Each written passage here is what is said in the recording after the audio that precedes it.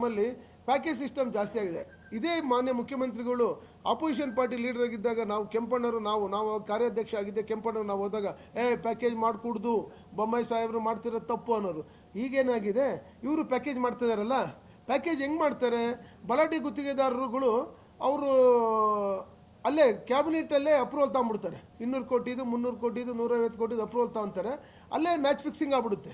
ಅಲ್ಲೇ ಅವರೇ ಪ್ಯಾಕೇಜ್ ಮಾಡ್ಕೊಂಡು ಅಲ್ಲೇ ಇದು ಮಾಡ್ಕೊಂಡು ಹೋಗೋವಂಥ ಒಂದು ಪದ್ಧತಿ ನಮ್ಮಲ್ಲಿ ಪ್ಯಾಕೇಜ್ ಸಿಸ್ಟಮ್ ನಡೀತಾ ಇದೆ. ಅದು ಮಾನ್ಯ ಮುಖ್ಯಮಂತ್ರಿಗಳು ಇಮಿಡಿಯೇಟಾಗಿ ಅವ್ರ ಗಮನಕ್ಕೆ ತಂದಿದ್ದೀವಿ, ಲೆಟ್ರ್ ಬರೆದಿದ್ದೀವಿ, ಪ್ರೆಸ್ ಮೀಟ್ ಮಾಡಿದ್ದೀವಿ, ಸಚಿವರು ಗಮನಕ್ಕೆ ತಂದಿದ್ದೀವಿ. ಆದರೆ ಎಲ್ಲ ಕ್ಯಾಬಿನೆಟ್ ಇದರಲ್ಲೇ ಅಪ್ರೂವ್ ಆಗಿರೋದ್ರಿಂದ ನಮ್ಮ ಕೈ ಮೀರಿ ಹೋಗಿದೆ, ನಾವೇನು ಮಾಡೋಕ್ಕಾಗಲ್ಲ ಅಂತಾರೆ. ಎರಡನೇದು, ಮಧ್ಯವರ್ತಿಗಳು. ಈ ಸರ್ಕಾರದಲ್ಲಿ ಏನಾಗಿದೆ, ಮಧ್ಯವರ್ತಿಗಳು ಭಾಳ ಜನ ಇದ್ದಾರೆ. ನಮ್ಕಿನ ಸಣ್ಣ ಕಾಂಟ್ರಾಕ್ಟರ್ಗಳು ಮಧ್ಯವರ್ತಿಕೆ ವಹಿಸ್ಕೊಂಡು ಒಂದು ಇಲಾಖೆನ ಒಬ್ಬ ಚೀಫ್ ಇಂಜಿನಿಯರ್ನ ಅವ್ರ ಆಫೀಸಿಗೆ ಕರೆಸೋವಂಥ ಕೆಲಸ ಮಾಡ್ತಿದ್ದಾರೆ. ಇದು ಭಾಳ ವಿಪರ್ಯಾಸ. ಮಾನ್ಯ ಸ್ನೇಹಿತರೆ, ನೀವು ನಮ್ಮ ಕಷ್ಟಗಳಿಗೆ ನೀವು ಸ್ಪಂದಿಸ್ತೀರಾ, ನಮ್ಮ ಕಷ್ಟ ನಿಮ್ಗೆ ಅರ್ಥ ಆಗುತ್ತೆ ಅಂತಂದು ಹೇಳ್ಬಿಟ್ಟು ನಾವು ನಿಮ್ಮ ಮೊರೆ ಬಂದಿದ್ದೀವಿ, ಪತ್ರಿಕಾಗೋಷ್ಠಿ ಮೊರೆ ಬಂದಿದ್ದೀವಿ, ಮಾಧ್ಯಮದವ್ರ ಮುಖಾಂತರ ನಾವು ಇದು ಮಾಡ್ತಿದ್ದೀವಿ.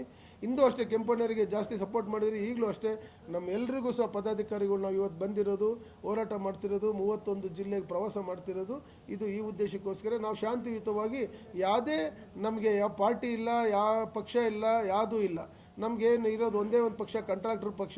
ನಾವು ಶಾಂತಿಯುತವಾಗಿ, ಸಾಂಕೇತಿಕವಾಗಿ ಮಾರ್ಚ್ 5ನೇ ತಾರೀಕು ನಾವು ಫ್ರೀಡಮ್ ಪಾರ್ಕಲ್ಲಿ ನಾವು ಕೆಲಸ ನಿಲ್ಲಿಸ್ಬಿಟ್ಟು ಸ್ಟ್ರೈಕ್ ಮಾಡೋದಕ್ಕೆ ನಾವು ಸಂಕಲ್ಪ ಮಾಡ್ಕೊಂಡಿದ್ದೀವಿ.